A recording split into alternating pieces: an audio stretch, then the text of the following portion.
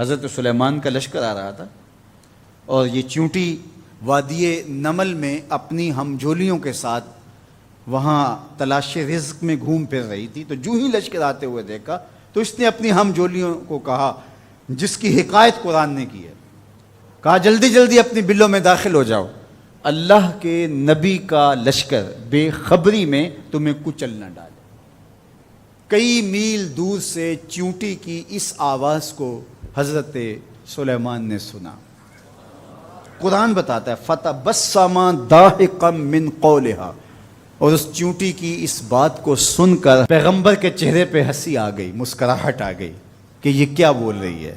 اللہ اکبر. چیونٹی کو پکڑ کے کان کے پردے پہ بھی ڈال دو تو آپ پھر بھی نہ سمجھ پائیں کہ وہ کیا بول رہی ہے.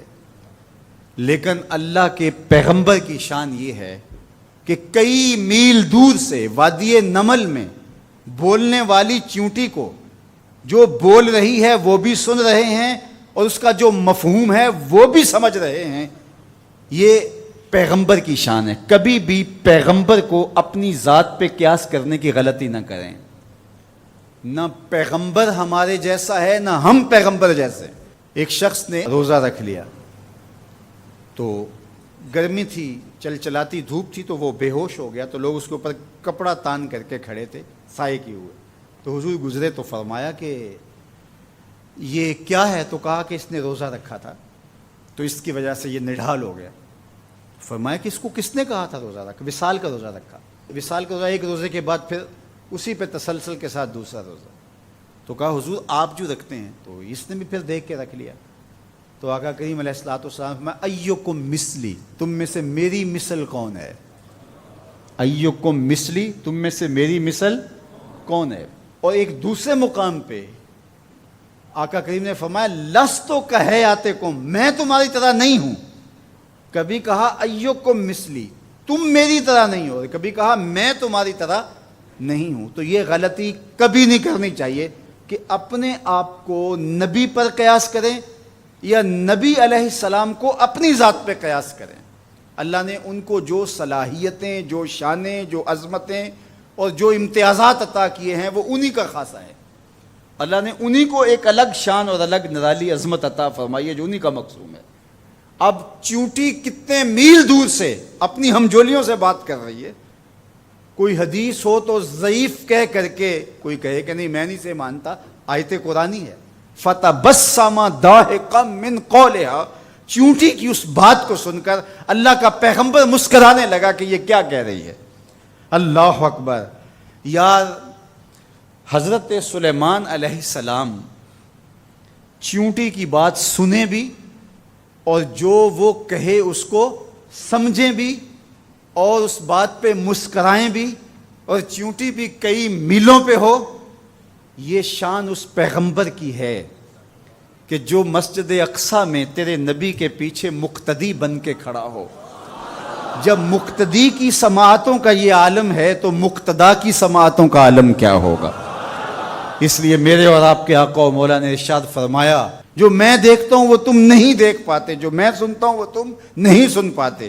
تو جب سلیمان علیہ السلام اتنی دور سے چیونٹی کی آواز کو سن بھی لیں اور اس کی سرسراہٹ کے مفہوم کو اخذ بھی کر لیں اور اس پہ آپ جو ہے وہ جواب بھی دیں، فَتَبَسَّمَ ضَاحِكًا مِّن قَوْلِهَا، تو پیغمبر چیونٹی کی آواز کو سن لے تو مدینے والا امتی کی آواز کو نہیں سننے کا. تو یہ شان ہے خدمت گاروں کی، سرکار کا عالم کیا ہوگا. اللہ نے شان عطا کی ہے، اللہ نے عظمت عطا کی ہے. اب اس چیونٹی کو امام راضی کہتے ہیں قیامت تک آنے والی چیونٹیوں کا سردار بنا دیا. کیوں؟ اس لیے کہ اس چیونٹی کو اس بات کا علم تھا کہ اللہ کے نبی کا لشکر جان بوجھ کر ننھی جان کو بھی ضائع نہیں کر سکتا. یہاں ایک لمحے کے لیے رکیے اور اس مفہوم کو اچھی طرح ذہن میں اتار لیجئے، اپنے اندر راسخ کر لیجئے.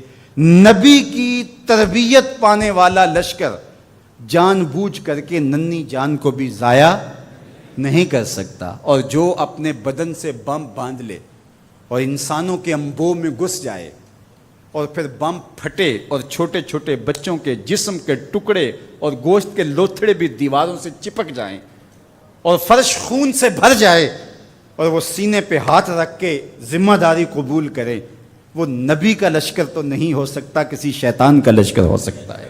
تو اس چیونٹی کو اللہ تعالیٰ نے قیامت تک کی چیونٹیوں کا سردار بنا دیا۔ قرآن مجید کی 114 سورتوں میں سے ایک سورت کا نام اس چیونٹی کے نام پہ رکھ دیا۔ کتنا بڑا اعزاز دیا اس چیونٹی کے نام پہ۔ سورہ النمل ذات کی چیونٹی ہے، لیکن پیغمبر کے تربیت یافتہ لوگوں کے مزاج کو جانتی ہے۔